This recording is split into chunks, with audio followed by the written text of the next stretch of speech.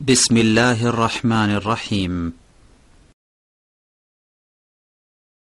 ومن أحسن قولا ممن دعا إلى الله وعمل صالحا وقال إنني من المسلمين.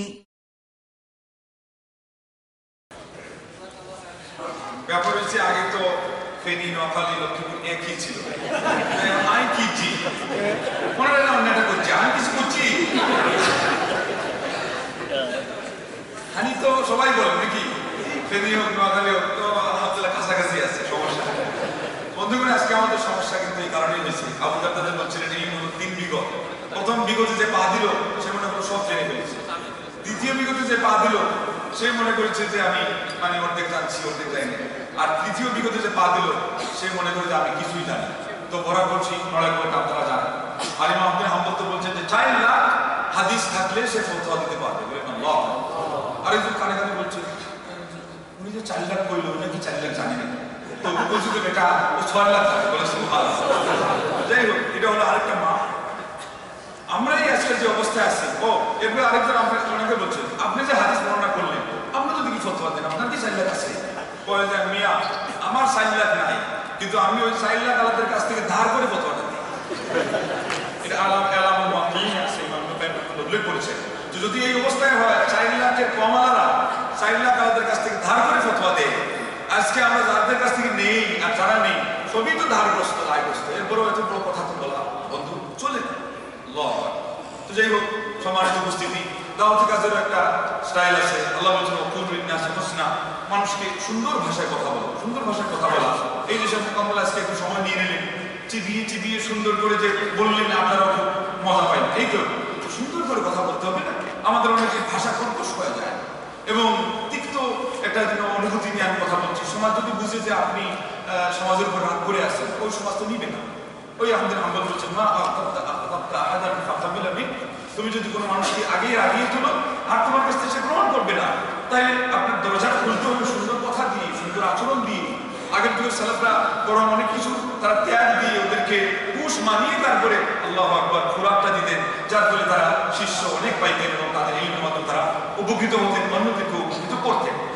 সময় যেহেতু কম, সেই ভোপালের নওয়াব সিদ্দিক হাসান, আল্লামা সিদ্দিক হাসান রাহিমাহুল্লাহ, এই ভোপালের রানীকে যখন বিয়ে করলেন, এই রানী তো রানী, আগের যুগের হোক এই যুগের হোক, ওনার নাকি একেবারে মাথা সব খোলা।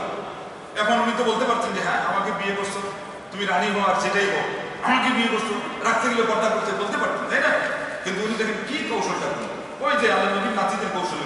এক বুড়া মানুষ অজুতে ভুল করলো, তারপরে হাসান আর হোসেন বললেন ভাই আমরা 2 ভাই মিলে অজু করবো, আর আমি একটা ভুল করবো, তুমি বলবা না এটা এরকম হয়ে গেছে, ওরকম করতে হবে, আর বুড়া মানুষটা শিখে যাবে।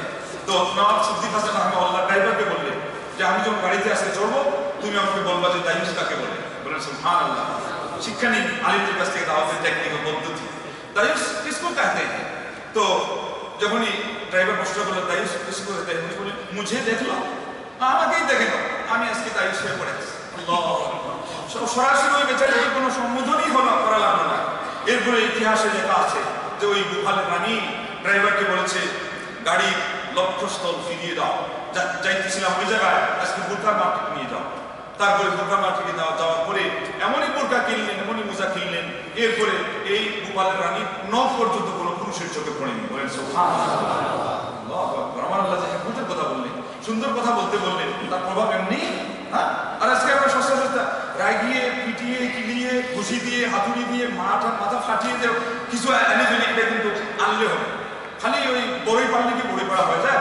আরে বড়ই গাছের মালিক হতে গেলে একটা বাগান আপনার আয়ত্তে আনা যায়। আর আগে আপনি পাথর দিয়ে মেরে দিলেন, কয়েকটা বড়ই পাইলেন। এর চেয়ে বেশি ভালো না যে কিছু দেরিতে হোক, সুন্দর পন্থায় হোক, টাকা উপার্জন করে একটু জমা করে সুন্দর করে একটা বাগান কিনে পুরা বড়ই গাছের বাগানের মালিক হয়ে যায়। কোনটা ভালো?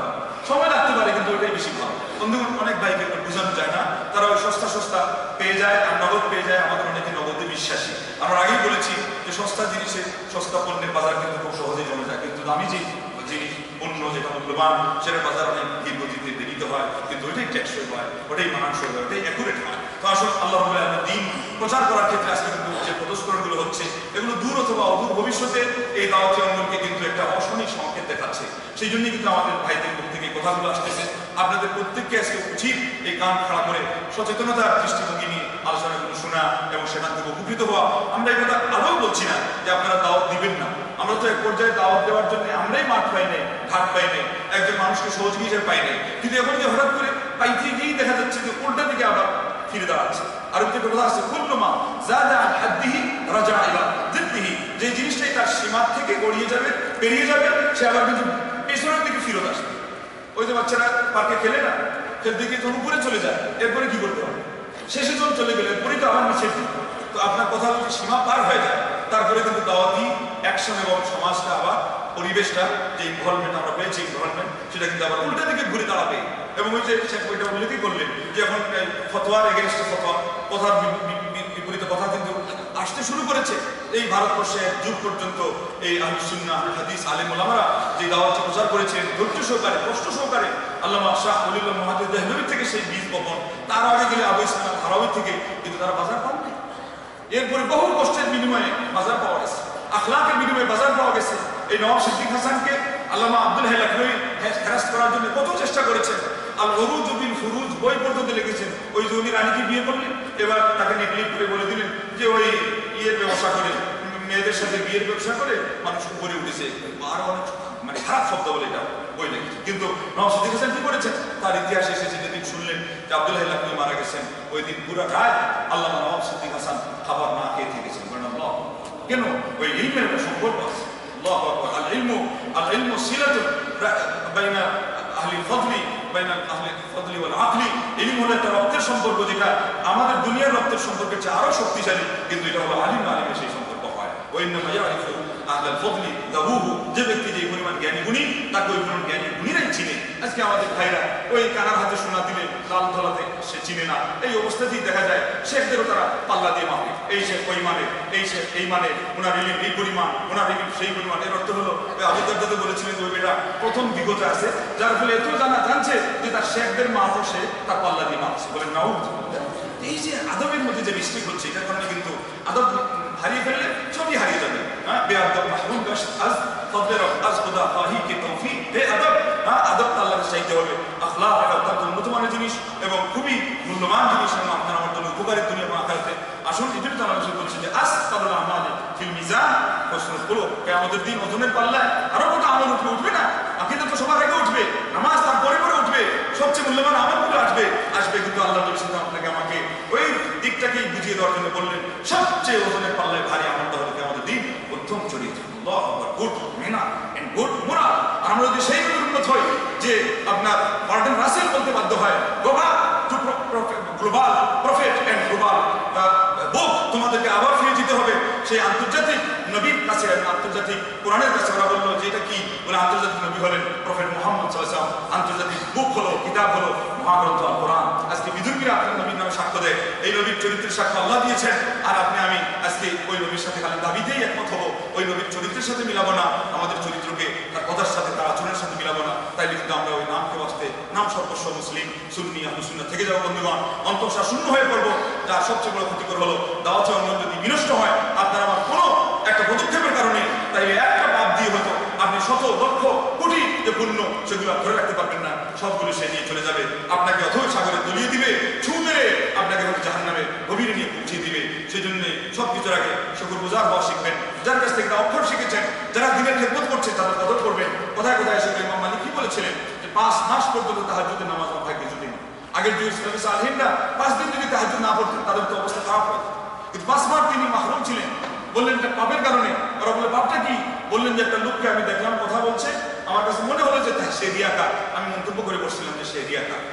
এরপরে আমার কিসমত থেকে 5 মাসের তাহাজ্জুদ আল্লাহ উঠিয়ে নিলেন। আল্লাহ, আজকে আমাদের এই ছাত্র হয়ে কি কথা বলে, এই শেখের কাছে এটা নেই, ওই শেখের কাছে এটা নেই, আদাবাকে না শিখার কারণে আজকে এই দুরবস্থা হয়েছে। তার ইলম থেকে বরকত সে এখনই পাচ্ছে না আমাদের চোখের সামনে, ও মারা যাওয়ার পরে কি বরকত পাবে?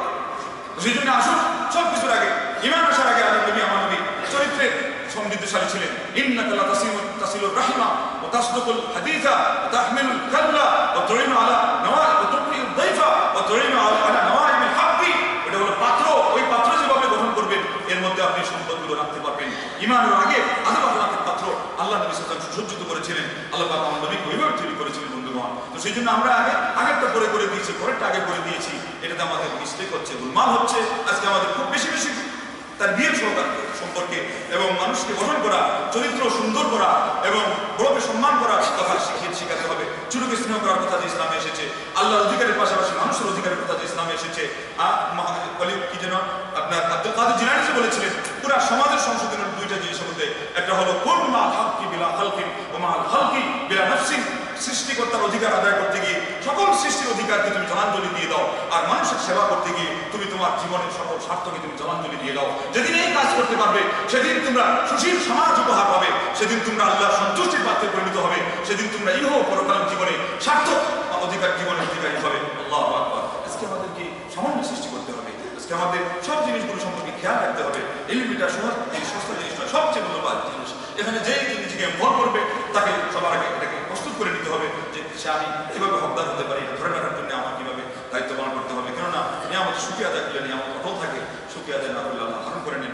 আল্লাহ ধারণ করা কিন্তু ওই একভাবে হয় না, বলে আমি ভুলে গেছি না, হতে পারে আল্লাহ ওই ব্যাধের কারণে দেখা হলো যে তোমার ব্রেইনে আমি অনেক ইল যোগাইছি, অনেক কথা তুমি বলতে পারো, ওই দিকে আস্তে করে অন্য জিনিস তার পরপরটা আল্লাহ ধারণ করে নিয়ে আপনি পরকালে হয়তো বঞ্চিত হয়ে যাবে, অথবা উচ্ছ্বাসন পাওয়ার কথা ছিল সেখান থেকে নিচে নেমে গেলেন, কিন্তু ক্ষতি হয়ে গেল, লস হয়ে গেল। আসুন কোনো ক্ষেত্রে যেন আমাদের এই ভাইরা কেউ ক্ষতিগ্রস্ত না হতে পারে এবং মুসলিম সমাজ যেন ক্ষতিগ্রস্ত না হতে পারে, সেই জন্যই কিন্তু আমাদের এই চেষ্টা। আল্লাহ যেন আমাদের এই চেষ্টা আমাদের বরকত দান করেন। আপনারা কষ্ট করে এখানে বসেছেন, আল্লাহ আপনাদের সবাইকে জাযায়ে দান করেন। আমি আর সময় নিব না, জানি আল্লাহর জন্যই আমি যেন অতিরিক্ত করে ফেলেছি, আল্লাহ যেন আমাকেও মাফ করেন এবং এই কথার উপরে আমল করে যেন আমিও এই ক্ষতির মাসুল দিতে পারি, আপনারাও দিতে পারেন। আল্লাহ যেন তৌফিক দেন। আল্লাহ। তো এবার আমাদের লিখিত প্রতিযোগিতায় কয়েকজন ভাই পুরস্কার পেয়েছেন। যারা উপস্থিত আছেন ছোট্ট করে তারা নিয়ে নেবেন, আর যারা উপস্থিত নেই পরে আমার কাছ থেকে নিয়ে জমা থাকবে। يقول الله سبحانه وتعالى: إذا جاء نصر الله والفتح ورأيت الناس يدخلون في دين الله أفواجا فسبح بحمد ربك واستغفره إنه كان توابا. من فضل الله سبحانه وتعالى علينا لنحب في هذا المكان المبارك يتوالى علينا يوما بعد يوم إخوان لنا يدخلون في دين الله أفواجا، وهذا فضل من الله سبحانه وتعالى ونعمة. ونحن اليوم نقف مع أخ جديد يدخل في قافلة المسلمين طواعية بعد أن دعي إلى الله سبحانه وتعالى ورأى من هذا الدين السماحة والوضوح، والحمد لله رب العالمين. My brother, repeat after me. أشهد أن لا إله إلا الله وأشهد أن محمدا عبد الله ورسوله وأشهد أن عيسى عبد الله ورسوله. ما شاء الله.